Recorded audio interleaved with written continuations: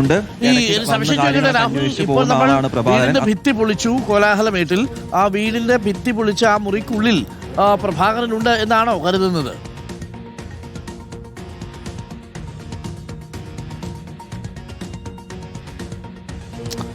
ഒരു ഭാഗം ഇപ്പോൾ തുറക്കാൻ സാധിച്ചിട്ടുണ്ട്. അത് ആ തുറന്ന്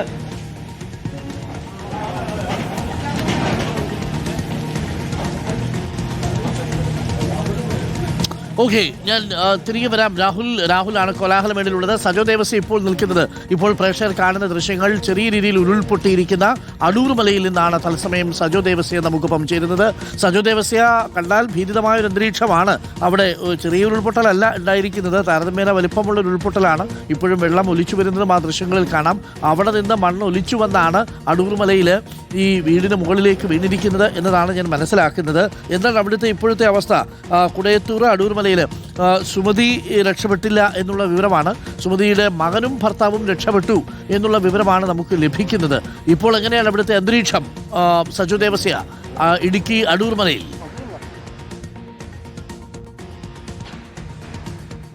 ഡോക്ടർ അരുൺകുമാർ, ഞാനിപ്പോൾ നിൽക്കുന്നത് ഈ കുടയത്തൂരിലെ അടൂർ മലയിലാണ്. നമുക്ക് ഈ ദൃശ്യങ്ങളിലേക്ക് പോയാൽ ഇതാണ് ഉരുൾപൊട്ടി വന്ന ആ ഒരു ഭാഗം. അതായത് മുകളിലെ ആയിരുന്നു ഒരു വീടുണ്ടായിരുന്നത്.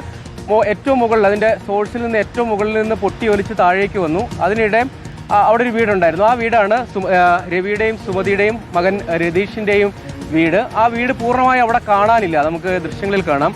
പൂർണ്ണമായി പൊട്ടി ഒലിച്ച് താഴേക്ക് വന്നു. അതിനിടെ അവർക്ക് രണ്ടുപേർക്കും പുറത്തേക്ക് ഇറങ്ങാൻ പറ്റി. പിന്നീട് നാട്ടുകാരൊക്കെ കൂടി അവരെ പുറത്തേക്ക് മാറ്റി. അവരെ രണ്ടുപേരും രക്ഷപ്പെടുത്താൻ കഴിഞ്ഞു. പക്ഷേ ദൗർഭാഗ്യകരം, ദുഃഖകരമെന്ന് പറയുന്നത് സുമതിയെ രക്ഷപ്പെടുത്താൻ കഴിഞ്ഞില്ല. പിന്നീട് രക്ഷാപ്രവർത്തകർ, ഇങ്ങോട്ടേക്ക് വളരെ ദുർഘടമായ ഒരു പാതയാണ്, ഇങ്ങോട്ടേക്ക് എത്തിപ്പെടുക എന്ന് പറഞ്ഞാൽ തന്നെ വലിയ പ്രയാസമാണ്. അതീവ ദുർഘടമായ ഒരു മേഖല ഉൾപ്പെടുന്ന പ്രദേശമാണ്. ആ മുകളിൽ നിന്ന് നമുക്കറിയാം കുറേ അധികം മീറ്ററുകൾ താഴേക്ക് ഇങ്ങനെ പൊട്ടി ഒലിച്ച് വന്നിട്ടുണ്ട്. ഈ ഭാഗത്തേക്ക് നമുക്ക് നോക്കിയാലും കാണാം, ഇങ്ങനെ ഇതൊക്കെ കൃഷിഭൂമികളാണ് ഈ ഭാഗത്ത്. പക്ഷേ ഈ ചാലിൻ്റെ പൊട്ടി ഒലിച്ചു വന്ന ചാലിൻ്റെ ഭാഗത്ത് മറ്റ് വീടുകളില്ലാതിരുന്നത് വലിയ ആശ്വാസമായി എന്ന് പറയേണ്ടി വരും.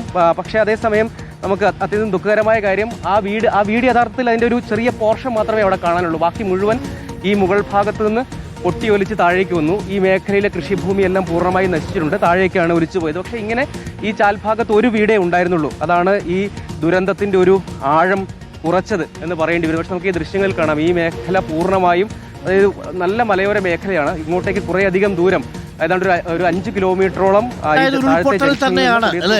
കുടയത്തൂർ ജംഗ്ഷനിൽ തന്നെയാണ് സജോ.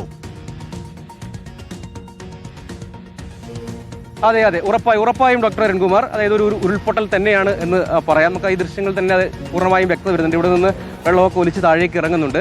ഇത് പൂർണ്ണമായും കൃഷിയിടമാണ്. കാരണം ഈ ജാതി, മറ്റ് അങ്ങനെയുള്ള കൃഷികളെല്ലാം ഉൾപ്പെടുന്ന ഒരു കൃഷിഭൂമിയാണ് ഇത്. അതിന് മുകൾ ഭാഗത്താണ് ഇവിടെ എല്ലാം വീടുകളുണ്ട് ഈ പ്രദേശത്ത്. പക്ഷേ കൃഷിഭൂമിയിൽ ഇടപെട്ട പ്രദേശങ്ങളാണ് എന്താണ് നമ്മൾ കാണേണ്ടത്. അപ്പോൾ ഈ ഭാഗത്ത്, ഈ ഒലിച്ചു വന്ന ഭാഗത്ത് മറ്റ് വീടിലായിരുന്നു. ആ വീട് മുകൾ ഭാഗത്താണ് കേട്ടോ. ഒരു 2 മണിയോട് കൂടിയാണ് ഡോക്ടർ അരുൺകുമാർ ഇങ്ങനെ പൊട്ടി ഒലിച്ച് വന്നത്. അപ്പോൾ ആ വീട്ടിലുണ്ടായിരുന്ന 2 പേർക്ക് മാത്രമാണ് രക്ഷപ്പെട്ട് പുറത്തേക്ക് ഇറങ്ങാൻ. ചേട്ടൻ ഈ ഭാഗത്ത് തന്നെയുള്ള ആളാണോ? അല്ല, ഞാൻ എന്ന് വന്നതാണ്. അവർക്ക് 2 പേർക്കും പുറത്തേക്ക് ഇറങ്ങാൻ പറ്റും. അമ്മയ്ക്ക് മാത്രം ഇത് ആ വീട്ടിലേക്കും ഇതേ പാതയിൽ കൂടെ തന്നെയാണോ മുകളിലേക്ക് പോകേണ്ടത്? ഡോക്ടർ അരുൺകുമാർ, ഈ പാത ഞാനൊന്ന് കാണിച്ചു തരാം. ഇത് ടാറിംഗ് ഒന്നും യഥാർത്ഥത്തിൽ ഇല്ല. അപ്പോൾ ദുർഘടമായ പാതയിലാണ്, സാധാരണക്കാരായ ആളുകൾ താമസിക്കുന്ന ഒരു പ്രദേശമാണ്. ഇത് ഇങ്ങോട്ടേക്ക് വരാനുള്ള ഒരേ ഒരു പാത ഈ മൺപാത മാത്രമാണ്. നിങ്ങൾ ഈ ദൃശ്യങ്ങളിൽ കാണുന്ന മൺപാത മാത്രമാണ് ഇങ്ങോട്ടേക്ക് വരാനുള്ളത്. നേരെ എതിർഭാഗത്തൊരു വീടുണ്ട്. ആ വീട്ടിലേക്കും ചെളിയും മണ്ണും കല്ലും ഒക്കെ പോയിട്ടുണ്ട്. പക്ഷേ ഭാഗ്യമെന്ന് പറയാം, വീടുണ്ടായിരുന്നതിന് ചെറിയ ഉദാഹരണം മാത്രമേ അവിടെയുള്ളൂ. തൊട്ടപ്പുറത്തെ വീട്ടുകാർ ഭാഗ്യം കൊണ്ട് രക്ഷപ്പെട്ടു എന്ന് വേണമെങ്കിൽ പറയാം. ഇതിന് തൊട്ടടുത്താണ് സുമതിയുടെ വീടിരുന്നത്.